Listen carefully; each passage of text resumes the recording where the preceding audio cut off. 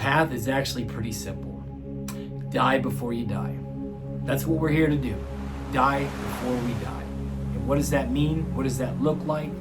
If we die before we die, we realize there actually is no death. Surprise!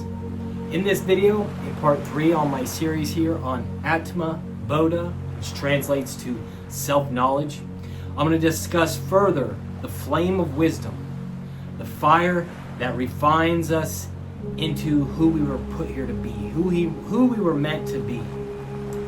According to the great wisdom traditions of India, this entire universe and everything in it is all a reflection of you. Knowing this one thing is the end of all knowledge, self-knowledge. I gotta tell you, as a person in recovery, came to the spiritual path 5 years ago, and I immediately gravitated towards Vedanta. Vedanta literally translates to the end of knowledge, that upon which knowing all things are good as known. And what is that? That is you. Consciousness, awareness. I am consciousness, you are consciousness. This entire universe is nothing but one infinite consciousness that's in a perpetual game of concealing its true nature and revealing it. It's one giant game of hide and seek. Consciousness, which is unknowable, projects the physical universe out of itself for the game of Leela, divine play. And so, it would behoove a person to come into this world and to not cultivate self-knowledge. So, this is part 3, as we've already been going over this. I'm going to cover the first few lines here of the crown jewel of Vedanta, Atma Bodha. Verse 1. I am composing the Atma Bodha, this treatise of the knowledge of the self, for those who have purified themselves by austerities and are peaceful at heart and calm, who are free from cravings and are desirous of liberation. Verse 2. Just as the fire is the direct cause for cooking, so without knowledge, no emancipation can be had. Compared with all other forms of discipline, knowledge of the self is the one direct means of liberation. Action cannot destroy ignorance, for it is not in conflict with, nor opposed to ignorance. Knowledge doth verily destroy ignorance, as light dispels deep darkness. The soul only appears to be finite because of ignorance. When ignorance is dispelled, our true nature, the self, which does not admit of any multiplicity, truly reveals itself by itself, like the sun when the clouds pass away. Constant practice of knowledge purifies the self, the Jiva Atman, the individual conscious being, which is stained by ignorance and then disappears itself, as the powder of the Kataka nut settles down after it has cleansed the muddy water. The world, which is full of attachments and aversions, is like a dream. It appears to be real as long as it continues, but appears to be unreal when one is awake, when true wisdom dawns. The world appears to be true so long as Brahman, the substratum, the basis of all this creation, is not realized. It is like the illusion of silver in the mother of pearl. Like bubbles in the water, the worlds rise, exist, and dissolve in the Supreme Self, which is the material cause and the prop of everything. All the manifested world of things and beings are projected by imagination upon the substratum, which is the eternal, all-pervading Vishnu, whose nature is existence intelligence, just as the different ornaments are all made out of the same gold. The all-pervading Akasha appears to be diverse because of its association with all the various conditionings, which are different from each other. Space becomes one on the destruction of these limiting adjuncts. So also, the omnipresent truth appears to be diverse on account of its association with the various conditionings, the individual names and forms, but it becomes one on the destruction of these. This is the summary of the understanding that you aren't the individual, and the physical universe isn't real. What is real is eternal. It's all pervading. It's consciousness. Each individual thing is consciousness in a veiled state. It's identified with the doer, with the actor, with the character. It fails to see the underlying unity, the underlying reality, which is God, consciousness, bliss, Sat Chit Ananda. Because of its association with various conditionings, such ideas as caste, color, and position are superimposed upon the Atman, just as flavor and color and so on is superimposed on water. Caveat here, superimposition is one of the very advanced Vedic concepts, science of consciousness, meaning that if it's all one thing, and I am that, then I have superimposed this individual mind and body has been superimposed on the pure consciousness. And so I have to take a step back in awareness, take a step back in consciousness, and realize I'm actually not the individual. That the individual isn't real. God alone is real. Consciousness, the substratum, Brahman. Verse 12. Determined for each individual on account of its own past experiences and past actions, and made up of the 5 elements which have gone through the process of 5-fold division and mutual combination of one another, is born the gross body, that's the physical body, is born based on our karma. This is the medium through which pleasure and pain are experienced, the tent of experiences. The gross physical body is a data collecting vehicle for the One. The One extracts self-knowledge and lessons, the great game of the cosmos, by creating the individual, veiling them in ignorance. You've always been that. It could be no other way. Nothing can exist apart from God. This isn't even theory.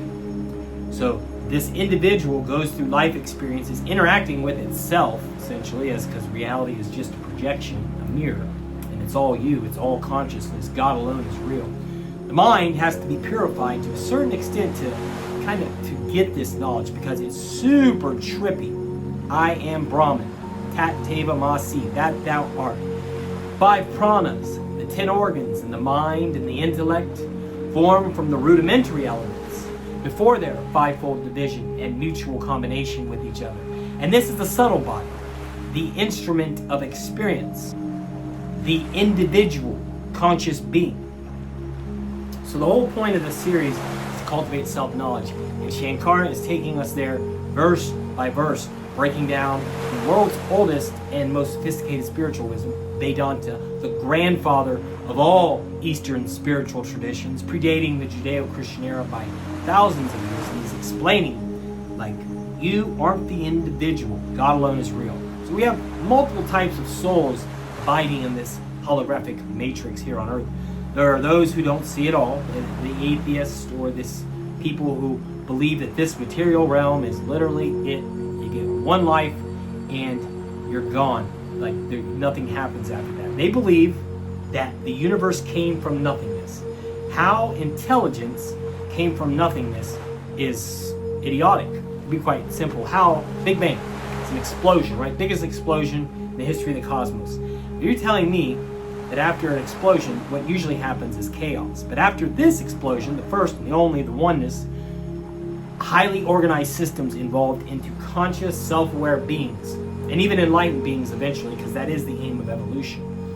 So back to the 3 types of souls, the large majority of them don't even understand that everything, there is the first type, the atheist, and then there's the dualist, the person that believes, well, yes, there is some kind of God or creator, but it's certainly not me. And they'd be right and wrong. There's a degree of truth to that, is that actually everything is God. You are God, equal to God in quality, not quantity. God governs the entire creation. He resides above it, untouched by nature, and has dominion over the physical universe, right? Ishvara. But even Ishvara is a part of the substratum, consciousness, which pervades every atom in this universe, the oneness. The universe is oneness, and you are an inseparable aspect of it. So of the 3 types of souls, there's those that just the material realm was it came from nothing, going to nothing, don't make no sense. 2, there is some sort of order to this, but I am separate from God. And when man believes himself to be separate from God, he subjects himself to inferior gods who view such men as beasts. And then there's the 3rd type of soul, the enlightened soul or the people, you watching this, that realize, okay, atheism doesn't make sense. Religion, just look at religious communities. It's, I'm not trying to pass judgment, highly uninvolved, disagree with them, you've made an enemy for life. And they're mostly interested in profit and playing out their role. They're not even eligible for self-knowledge. The qualifications that Shankara puts here. You got to give up your role. You have to discipline yourself. You have to walk the straight and narrow to cultivate self-knowledge. So that leads me to the third type of soul. And if you're still watching this, you are most certainly one of these types of souls. Is that we are seekers at heart. We came here to participate in awakening. We came here to awaken ourselves to our true nature. There is no death. It's all me. It's all you. We're all one. Consciousness alone is real. But probably read one more verse here, because this is a 68 verse text, and I'm going to cover additional parts in other videos, but I appreciate you all staying to the end. Let's read verse 14. Avidya, which is ignorance, is the causal body. Know for certain that the Atman is other than these three conditioning bodies. So in these last three verses, 12, 13, and 14, he broke it down. There's the physical body, the gross body, right? And that is animated by the subtle body, the soul, which is actually who you really are, right? Is the mind, which it can't observe. The mind is riding, the subtle body is riding the physical body. The subtle body is ejected from the physical body at the time of death. It goes on to additional experiences. As Shankara said, the vehicle it gets is based on its actions, its karma, its level of evolution, right? So then he's also saying that in addition to the subtle body, which is the mind, the soul, that produces a measurable electromagnetic field around us, right? There's an additional body, the causal body, which is the unconscious, which is ignorance, it's indescribable, that is the cause of the subtle body. And then the subtle body animates the physical body.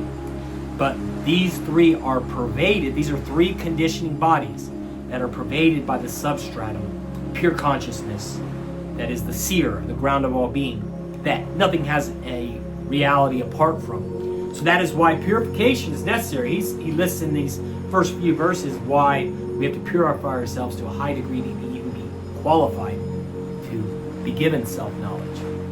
In any case, I hope this helps. I love you all. We'll drop part 4 here in a few more days. Let me know in the comments if you'd like me to elaborate anything. I'm not a Vedic sage or a scholar. I do love it, and I'm so grateful, like so many others, that these great spiritual traditions of India have thrived for thousands of years, have existed to lead us back to the light, man. The flame of wisdom. All our actions should be purified through the flame of wisdom, which means the understanding of oneness, dharma and karma. What I put out into this universe, I will get back. So try to sow good seeds. And Yeshua said this, you'll know fruit by its tree. You'll know a tree by its fruit. A good tree produces good fruit. Bad tree produces bad fruit. Bad tree can't produce good fruit. Be a good tree. Produce good fruit. We are all one. Purify everything you do in the understanding of this, that we are all one. Consciousness alone is real. What we do in this universe